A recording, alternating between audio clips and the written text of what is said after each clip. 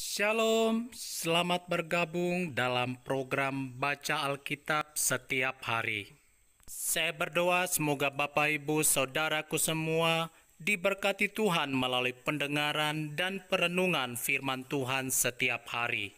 Selamat mendengar dan merenungkan. Tuhan Yesus memberkati.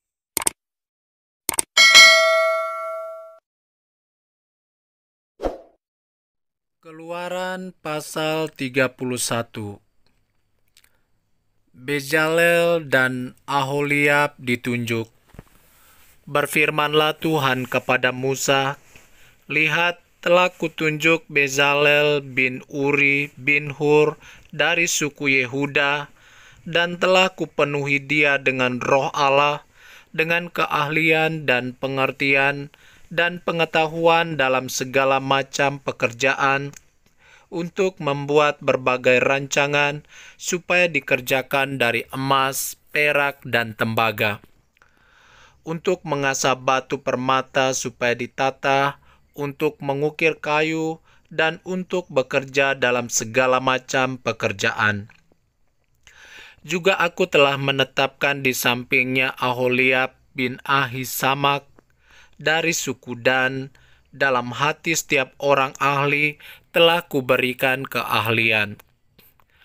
Haruslah mereka membuat segala apa yang telah kuperintahkan kepadamu: kemah pertemuan, tabut untuk hukum, tutup pendamaian yang terletak di atasnya, dan segala perabotan kemah itu, yakni meja dengan perkakasnya, kandil dari emas murni dengan segala perkakasnya, mezbah pembakaran ukupan, mezbah korban bakaran dengan segala perkakasnya, bejana pembasuhan dengan alasnya, pakaian jabatan, baik pakaian kudus kepunyaan Iman Harun maupun pakaian anak-anaknya untuk memegang jabatan imam, minyak urapan dan ukupan dari wangi-wangian untuk tempat kudus, tepat seperti yang telah kuperintahkan kepadamu, haruslah mereka membuat semuanya. Peringatan untuk menguduskan hari Sabat. Berfirmanlah Tuhan kepada Musa, "Katakanlah kepada orang Israel demikian, akan tetap hari-hari Sabatku harus kamu pelihara, sebab itulah peringatan antara aku dan kamu turun-temurun, sehingga kamu mengetahui bahwa akulah Tuhan yang menguduskan kamu. Haruslah kamu pelihara hari Sabat, sebab itulah hari kudus bagimu. Siapa yang melanggar kekudusan hari Sabat itu, pastilah ia dihukum mati, sebab setiap orang yang melakukan pekerjaan pada hari itu, orang itu harus dilenyapkan dari antara bangsanya. 6 hari lamanya boleh dilakukan pekerjaan, tetapi pada hari yang ketujuh haruslah ada Sabat, hari perhentian penuh, hari kudus bagi Tuhan. Setiap orang yang melakukan pekerjaan pada hari Sabat, pastilah ia dihukum mati. Maka haruslah orang Israel memelihara hari Sabat dengan merayakan Sabat turun-temurun menjadi perjanjian kekal antara aku dan orang Israel. Maka inilah suatu peringatan untuk selama-lamanya, sebab 6 hari lamanya Tuhan menjadikan langit dan bumi, dan pada hari ketujuh ia berhenti bekerja untuk beristirahat." Musa menerima kedua loh hukum. Dan Tuhan memberikan kepada Musa setelah ia selesai berbicara dengan dia di Gunung Sinai, kedua loh hukum Allah, loh batu yang ditulis oleh jari Allah. Keluaran pasal 32. Anak lembu emas. Ketika bangsa itu melihat bahwa Musa mengundur-undurkan turun dari gunung itu, maka berkumpullah mereka mengerumuni Harun dan berkata kepadanya, "Mari, buatlah untuk kami Allah yang akan berjalan di depan kami, sebab Musa ini, orang yang telah memimpin kami keluar dari tanah Mesir, kami tidak tahu apa yang telah terjadi dengan dia." Lalu berkatalah Harun kepada mereka, tanggalkanlah anting-anting emas yang ada pada telinga istrimu, anakmu laki-laki dan perempuan, dan bawalah semuanya kepadaku." Lalu seluruh bangsa itu menanggalkan anting-anting emas yang ada pada telinga mereka dan membawanya kepada Harun. Diterimanya itu dari tangan mereka, dibentuknya dengan pahat, dan dibuatnyalah daripadanya anak lembu tuangan. Kemudian berkatalah mereka, "Hai Israel, inilah Allahmu yang telah menuntun engkau keluar dari tanah Mesir." Ketika Harun melihat itu, didirikannyalah mezbah di depan anak lembu itu. Berserulah Harun, katanya, "Besok hari raya bagi Tuhan." Dan keesokan harinya, pagi-pagi, maka mereka mempersembahkan korban bakaran dan korban keselamatan. Sesudah itu, duduklah bangsa itu untuk makan dan minum. Kemudian bangunlah mereka dan bersukaria. Berfirmanlah Tuhan kepada Musa, "Pergilah, turunlah, sebab bangsamu yang kau pimpin keluar dari tanah Mesir telah rusak lakunya. Segera juga mereka menyimpang dari jalan yang kuperintahkan kepada mereka. Mereka telah membuat anak lembu tuangan, dan kepadanya mereka sujud menyembah dan mempersembahkan korban sambil berkata, 'Hai Israel, inilah Allahmu yang telah menuntun engkau keluar dari tanah Mesir.' Lagi firman Tuhan kepada Musa, 'Telah kulihat bangsa ini, dan sesungguhnya mereka adalah suatu bangsa yang tegar tengkuk. Oleh sebab itu, biarkanlah aku supaya murkaku bangkit terhadap mereka, dan aku akan membinasakan mereka, tetapi engkau akan kubuat menjadi bangsa yang besar.' Lalu Musa mencoba melunakkan hati Tuhan Allahnya dengan berkata, 'Mengapakah Tuhan murkamu bangkit terhadap umatmu yang telah kau bawa keluar dari tanah Mesir dengan kekuatan yang besar dan dengan tangan yang kuat? Mengapakah orang Mesir akan berkata, Dia membawa mereka keluar dengan maksud menimpakan malapetaka kepada mereka dan membunuh mereka di gunung dan membinasakannya dari muka bumi? Berbaliklah dari murkamu yang bernyala-nyala itu dan menyesallah karena malapetaka yang hendak kau datangkan kepada umatmu. Ingatlah kepada Abraham, Ishak, dan Israel, hamba-hambamu itu, sebab kepada mereka engkau telah bersumpah demi dirimu sendiri dengan berfirman kepada mereka, Aku akan membuat keturunanmu sebanyak bintang di langit, dan seluruh negeri yang telah kujanjikan ini akan kuberikan kepada keturunanmu, supaya dimilikinya untuk selama-lamanya. Dan menyesallah Tuhan karena malapetaka yang dirancangkannya atas umatnya. Setelah itu berpalinglah Musa, lalu turun dari gunung dengan kedua loh hukum Allah dalam tangannya, loh-loh yang bertulis pada kedua sisinya, bertulis sebelah menyebelah. Kedua loh itu ialah pekerjaan Allah, dan tulisan itu ialah tulisan Allah ditukik pada loh-loh itu. Ketika Yosua mendengar suara bangsa itu bersorak, berkatalah ia kepada Musa, "Ada bunyi sorak peperangan kedengaran di perkemahan." Tetapi jawab Musa, "Bukan bunyi nyanyian kemenangan, bukan bunyi nyanyian kekalahan, bunyi orang menyanyi berbalas-balasan, itulah yang kudengar." Dan ketika ia dekat ke perkemahan itu, dan melihat anak lembu dan melihat orang menari-nari, maka bangkitlah amarah Musa, dilemparkannyalah kedua loh itu dari tangannya, dan dipecahkannya pada kaki gunung itu. Sesudah itu diambilnyalah anak lembu yang dibuat mereka itu, dibakarnya dengan api dan digilingnya sampai halus, kemudian ditaburkannya ke atas air dan disuruhnya diminum oleh orang Israel.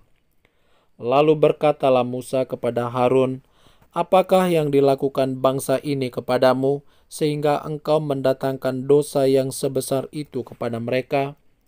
Tetapi jawab Harun, janganlah bangkit amarah tuanku.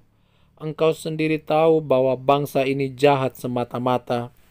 Mereka berkata kepadaku, buatlah untuk kami Allah yang akan berjalan di depan kami, sebab Musa ini orang yang telah memimpin kami keluar dari tanah Mesir. Kami tidak tahu apa yang telah terjadi dengan dia. Lalu aku berkata kepada mereka, siapa yang empunya emas haruslah menanggalkannya. Mereka memberikannya kepadaku dan aku melemparkannya ke dalam api, dan keluarlah anak lembu ini.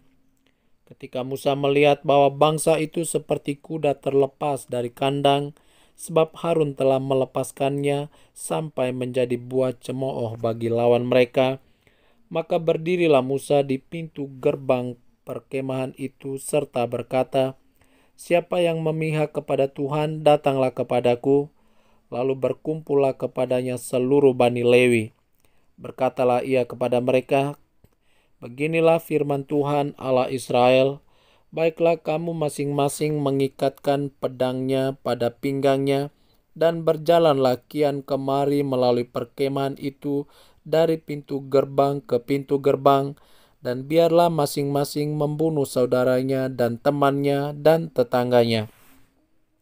Bani Lewi melakukan seperti yang dikatakan Musa, dan pada hari itu tewaslah kira-kira 3.000 orang dari bangsa itu. Kemudian berkatalah Musa, baktikanlah dirimu mulai hari ini kepada Tuhan, masing-masing dengan membayarkan jiwa anaknya laki-laki dan saudaranya, yakni supaya kamu diberi berkat pada hari ini. Keesokan harinya berkatalah Musa kepada bangsa itu, kamu ini telah berbuat dosa besar, tetapi sekarang aku akan naik menghadap Tuhan. Mungkin aku akan dapat mengadakan pendamaian karena dosamu itu. Lalu kembalilah Musa menghadap Tuhan dan berkata, bangsa ini telah berbuat dosa besar, sebab mereka telah membuat Allah emas bagi mereka. Tetapi sekarang kiranya engkau mengampuni dosa mereka itu, dan jika tidak, hapuskanlah kiranya namaku dari dalam kitab yang telah kau tulis. Tetapi Tuhan berfirman kepada Musa, siapa yang berdosa kepadaku, nama orang itulah yang akan kuhapuskan dari dalam kitabku. Tetapi pergilah sekarang, tuntunlah bangsa itu ke tempat yang telah kusebutkan kepadamu, akan berjalan malaikatku di depanmu, tetapi pada hari pembalasanku itu, aku akan membalaskan dosa mereka kepada mereka. Demikianlah Tuhan menulahi bangsa itu, karena mereka telah menyuruh membuat anak lembu buatan Harun itu. Keluaran pasal 33. Musa meminta penyertaan Tuhan di gurun. Berfirmanlah Tuhan kepada Musa, pergilah, berjalanlah dari sini, engkau dan bangsa itu yang telah kau pimpin keluar dari tanah Mesir ke negeri yang telah kujanjikan dengan sumpah kepada Abraham, Ishak dan Yakub, demikian. Kepada keturunanmu lah akan kuberikan negeri itu. Aku akan mengutus seorang malaikat berjalan di depanmu dan akan menghalau orang Kanaan, orang Amori, orang Het, orang Feris, orang Hewi dan orang Yebus, yakni ke suatu negeri yang berlimpah-limpah susu dan madu. Sebab aku tidak akan berjalan di tengah-tengahmu, karena engkau ini bangsa yang tegar tengkuk, supaya aku jangan membinasakan engkau di jalan. Ketika bangsa itu mendengar ancaman yang mengerikan ini, berkabunglah mereka, dan seorang pun tidak ada yang memakai perhiasannya. Berfirmanlah Tuhan kepada Musa, katakanlah kepada orang Israel, kamu ini bangsa yang tegar tengkuk. Jika aku berjalan di tengah-tengahmu sesaat pun, tentulah aku akan membinasakan kamu. Oleh sebab itu, tanggalkanlah perhiasanmu, maka aku akan melihat apa yang akan kulakukan kepadamu. Demikianlah orang Israel tidak memakai perhiasan-perhiasan lagi sejak dari gunung Horeb.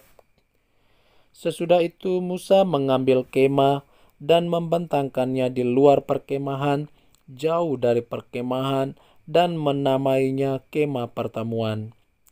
Setiap orang yang mencari Tuhan, keluarlah ia pergi ke kemah pertemuan yang di luar perkemahan. Apabila Musa keluar pergi ke kemah itu, bangunlah seluruh bangsa itu dan berdirilah mereka masing-masing di pintu kemahnya, dan mereka mengikuti Musa dengan matanya sampai ia masuk ke dalam kemah. Apabila Musa masuk ke dalam kemah itu, turunlah tiang awan dan berhenti di pintu kemah, dan berbicaralah Tuhan dengan Musa di sana. Setelah seluruh bangsa itu melihat bahwa tiang awan berhenti di pintu kemah, maka mereka bangun dan sujud menyembah masing-masing di pintu kemahnya. Dan Tuhan berbicara kepada Musa dengan berhadapan muka, seperti seorang berbicara kepada temannya. Kemudian kembalilah ia ke perkemahan, tetapi abdinya Yosua bin Nun, seorang yang masih muda, tidaklah meninggalkan kemah itu. Lalu berkatalah Musa kepada Tuhan, "Memang engkau berfirman kepadaku, suruhlah bangsa ini berangkat, tetapi engkau tidak memberitahukan kepadaku siapa yang akan kau utus bersama-sama dengan aku. Namun demikian engkau berfirman, aku mengenal namamu, dan juga engkau mendapat kasih karunia di hadapanku. Maka sekarang, jika aku kiranya mendapat kasih karunia di hadapanmu, beritahukanlah kiranya jalanmu kepadaku, sehingga aku mengenal engkau, supaya aku tetap mendapat kasih karunia di hadapanmu. Ingatlah bahwa bangsa ini umatmu." Lalu ia berfirman, "Aku sendiri hendak membimbing engkau dan memberikan ketentraman kepadamu." Berkatalah Musa kepadanya, "Jika engkau sendiri tidak membimbing kami, janganlah suruh kami berangkat dari sini. Dari manakah gerangan akan diketahui bahwa aku telah mendapat kasih karunia di hadapanmu, yakni aku dengan umatmu ini? Bukankah karena engkau berjalan bersama-sama dengan kami, sehingga kami, aku dengan umatmu ini, dibedakan dari segala bangsa yang ada di muka bumi ini?" Berfirmanlah Tuhan kepada Musa, "Juga hal yang telah kau katakan ini akan kulakukan, karena engkau telah mendapat kasih karunia di hadapanku, dan aku mengenal engkau." Tetapi jawabnya, "Perlihatkanlah kiranya kemuliaanmu kepadaku." Tetapi firman-Nya, "Aku akan melewatkan segenap kegemilanganku dari depanmu, dan menyerukan nama Tuhan di depanmu. Aku akan memberi kasih karunia kepada siapa yang kuberi kasih karunia, dan mengasihani siapa yang kukasihani." Lagi firman-Nya, "Engkau tidak tahan memandang wajahku, sebab tidak ada orang yang memandang aku dapat hidup." Berfirmanlah Tuhan, "Ada suatu tempat dekatku, di mana engkau dapat berdiri di atas gunung batu. Apabila kemuliaanku lewat, maka aku akan menempatkan engkau dalam lekuk gunung itu, dan aku akan menudungi engkau dengan tanganku, sampai aku berjalan lewat. Kemudian aku akan menarik tanganku, dan engkau akan melihat belakangku, tetapi wajahku tidak akan kelihatan." Demikianlah firman Tuhan.